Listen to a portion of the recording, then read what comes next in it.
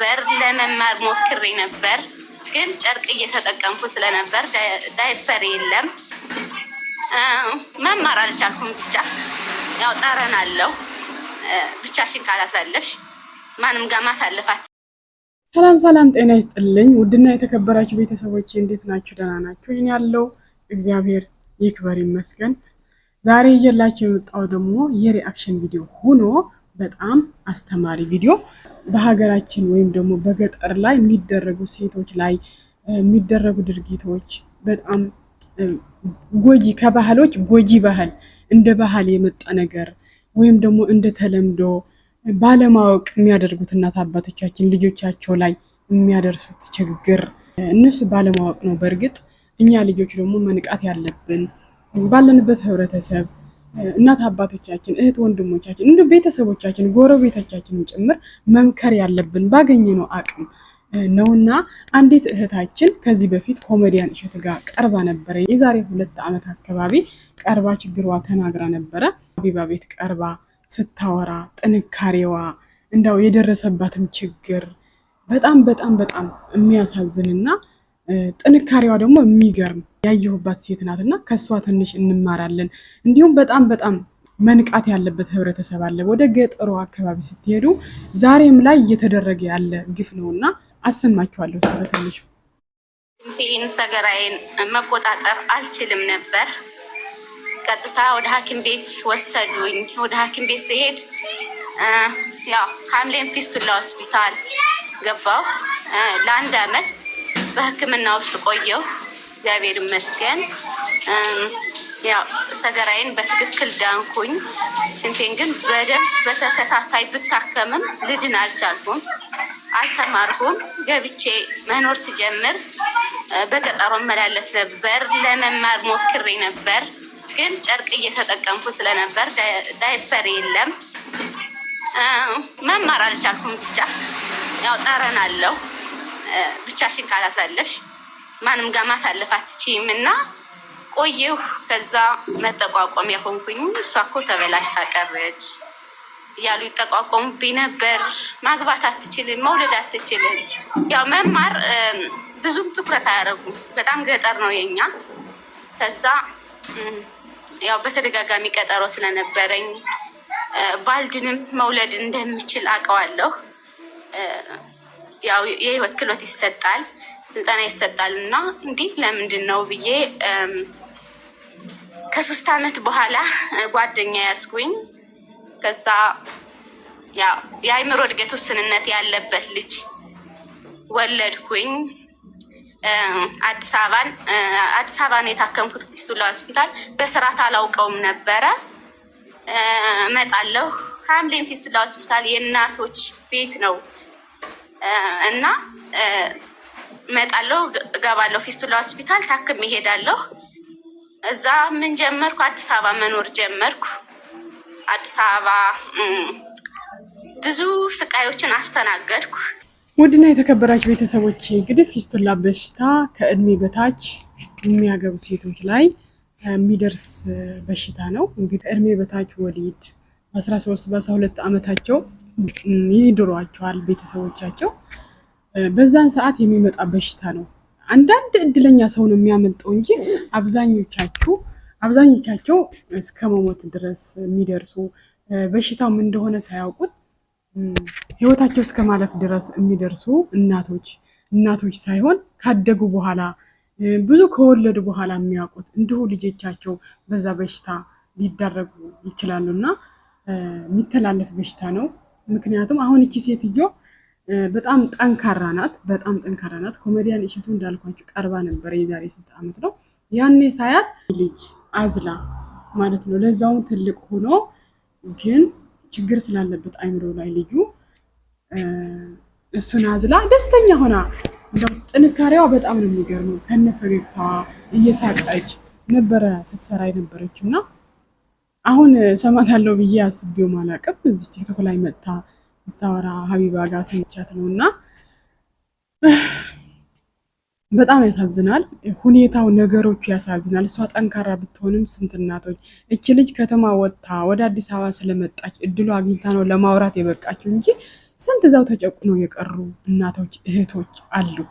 እና ምንድነው ማለት የምፈልገው ይህን ድምፅ የምትሰሙ ምን አገባኝ ብለን ይሄ ነገር መቃወም እንዳለብን እናውቃለን። ሁላችንም እያንዳንዳችን የገጠር ልጆች እናውቃለን። እዚህ ስደት ላይ ሆነን ታናናሾቻችን ታናሾቻችን ጭምር ቤተሰቦቻችን እንድራለን እያሉ እንትን ስለሚሉ ማለት ነው። ለምሳሌ እኔ ራሴ የታናሽ አለች ገና 13 ዓመቷ ነው። ከዛ ልንድራት ነው ምናምን ብለው ጠየቁኝ ማለት ነው። እና አይሆንም ቢያንስ 18 ዓመቷ ሞልቶ መወሰን እስክትችል ድረስ ከኛ ስር ናት። ስለዚህ መወሰን አትችልም። እሷ እንኳን ላግባ ብትል ማግባት አትችልም ብዬ ከለከልኳቸው ማለት ነው። እና ቢያንስ እድሜያቸው 18 እና ከዛ በላይ ሲሆን ኦኬ ኑሮ ሊከብዳቸው ይችላል። ለበሽታ እንግዲህ ላይዳረጉ ይችላሉ። ይሄ ነገር እኛ እየተማርን ልጅ እንግዲህ ትምህርትን ተከልክላ እንዳትማር ተደርጋ ትምህርት ምን ያደርጋል እየተባለ በዚህ ሰዓት እድሜ ለጦርነት የሚማርበት እድልም አላገኙም። አማራጫቸው ወይም ወደ ጦርነት መሄድ ነው ወይም ደግሞ ማግባት ነው። አማራጫቸው ይሄና ይሄ ብቻ ነው። ወይም ደግሞ ስደት ባህር ላይ ወደ ስደት በቃ ስደት፣ ትዳር፣ ጦርነት ከሶስቱ አንድ አማራጭ ብቻ ነው ያላቸው መመረጥ የሚችሉት እንጂ ተንደላቀን እኛ ተምረናል። በእኛ ጊዜ ተምረናል። እግዚአብሔር ይመስገን። አሁን ላይ ትምህርት ቤት የሚባል ነገር የለም። ገጠር አካባቢ ዝግ ነው። ሰላም ያለበት ሀገር አለ ብዬ አላስብም። የትም ሀገር ገጠር ብትሄዱ ሰላም የለም። በዚህ ሰዓት ሰው ወጥቶ የሚገባበት ሰላም የለም። ፈጣሪ ሰላም ይስጠንና ግን ከፈጣሪ በታች እኛ ማድረግ ያለብን ነገር ምንድነው? እንዳው ስደት ይሻላል። እዛው ከእድሜ በታች ከሚያገቡ በህጋዊ መንገድ በባህር ሳይሆን በህጋዊ መንገድ ተሰደው ህይወታቸው የሚለውጡበት ሁኔታ ቢመቻችላቸው ይሻላል። ከማላይ ወስዶ የማስተማርም አቅሙ የላቸውም እናት አባቶች። ገብቷችኋል? ይሄ ነው መከራ እየተገኘ ያለው በዚህ ዘመን ያለው። እህታችን ታሪኳን ልጨርስላችሁና በልጅነቷ ትምህርት ምን ያነግርልሻል ብለው ትምህርቷን አቋርጠው ዳሯት። ከዳሯት በኋላ በ12 በ13 ዓመቷ ልጅ አረገዘች ማለት ነው።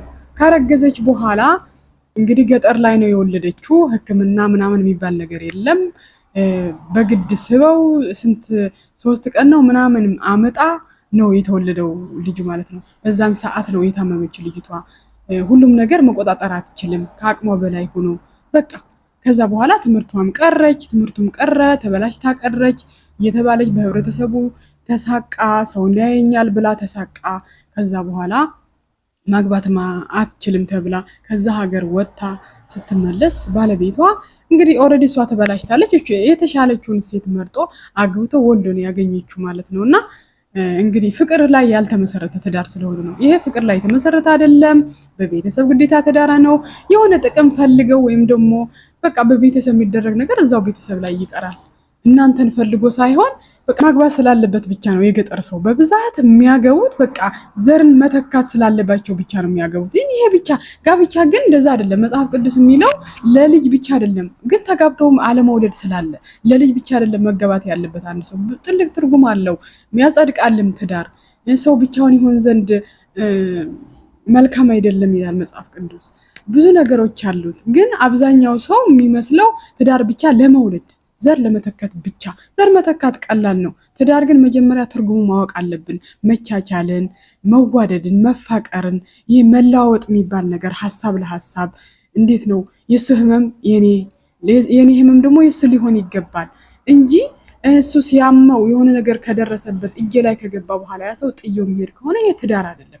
በጣም ትልቅ ራስ ወዳድነት ነው። እና እንግዲህ በጣም ያሳዝናል። ሁላችን አብዛኛው ኢትዮጵያ ህብረተሰብ 90% ያለ ነገር ነው ብዬ የማስበው። ስንት የታደለ ነው በችግሩ ጊዜ ጥለው የማይጠፋው እንጂ በተለይ በዚህ ዘመን ወንዱም ሴቱም አንድ ችግር ቢገጥመን ጥሎን የሚሄድበት ጊዜ ነው ያለነው። እና መልካም ሰው ይስጠን። ወንዶችም መልካም ሴት ይስጣችሁ፣ ሴቶችም እንዲሁ መልካም ወንድ ይስጣችሁ።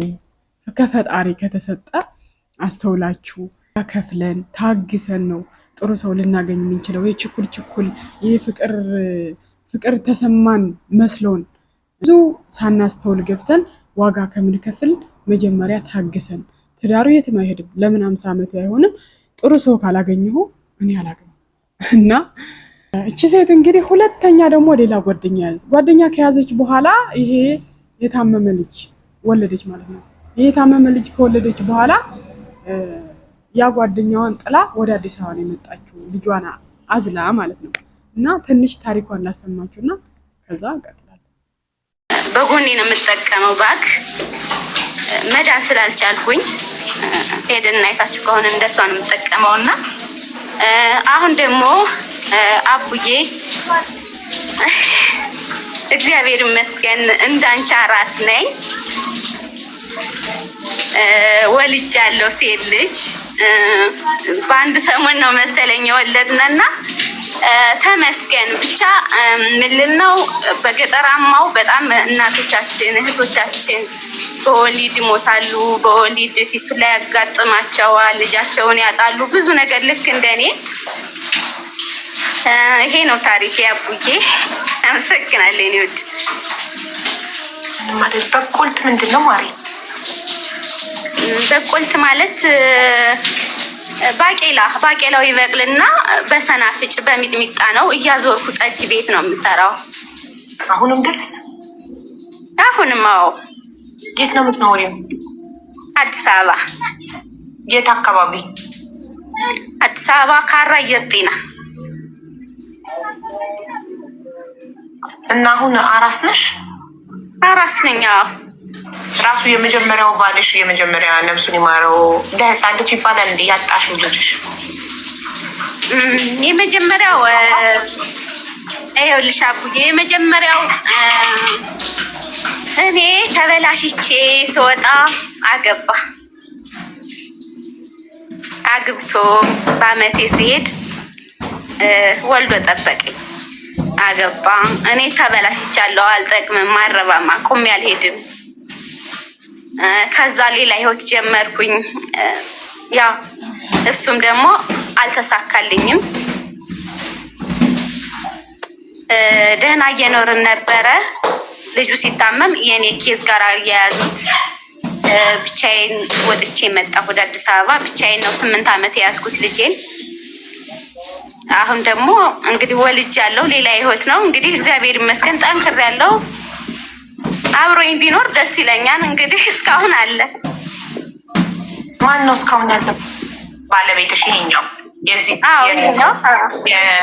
የዚህች የሴቷ ልጅ አባት? የሴቷ ልጅ አባት። ያው ገና ነኝ። 1 ዓመታችን ነው አብረን ከሆንን። ያው ችግሬን ነግሬው ተረድቶኝ ነው። እግዚአብሔር ደግሞ የምፈልገው የነበረው ለምን ወደኋላ የሚመልሰኝ ልጅ የነበረ ማርያምን ነው የምልሽ። በጣም በቃ አለቅሳለሁ። ውጭ ላይ ደስተኛ መስላለሁ፣ ቤት ገባና አለቅሳለሁ። በጣም አልቅሼ በእንቅልፍ ልቤ ይወጣልኝና ወደ ስራ ሲሄድ ደስተኛ ሆናለሁ። ሁልጊዜም ደስተኛ ነው የምመስለው እግዚአብሔርን እያልኩሽ። እግዚአብሔር ይመስገን። እንግዲህ የወደፊቱን ደግሞ ፈጣሪ ነው የሚያውቀው።